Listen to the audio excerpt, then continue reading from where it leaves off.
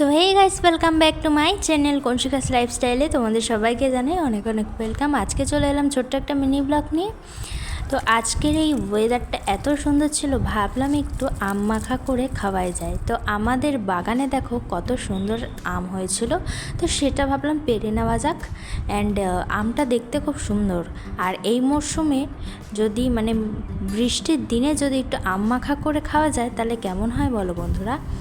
তো আমি দেখো এখানে আমগুলো কুচি করে নিয়েছি, আর এখানে বিট নুন, আর এখানে আছে শুকনো লঙ্কা আর জিরের গুঁড়ো দিয়ে ভালোভাবে কিন্তু আমরা এই কেটে রাখা আমগুলোকে ভালোভাবে কিন্তু মাখিয়ে নেব। আর টক খেতে কার না ভালো লাগে বলো তো, কমেন্টের মাধ্যমে জানিও আজকের আমার এই ভিডিওটা তোমাদের কেমন লেগেছে, আর কারা কারা টক খেতে পছন্দ করো অবশ্যই কিন্তু কমেন্টে জানিও। অ্যান্ড ভিডিওটা ভালো লাগলে কি করতে হবে তোমরা জানো, ভিডিওটা লাইক কমেন্ট করে শেয়ার করে দিতে হবে। অ্যান্ড এই যে আমাদের রেডি কিন্তু আম মাখা, তো কাদের কাদের জিভে জল আসছে অবশ্যই লাইক করো অ্যান্ড ছপ করে কমেন্ট করে জানিয়ে দাও।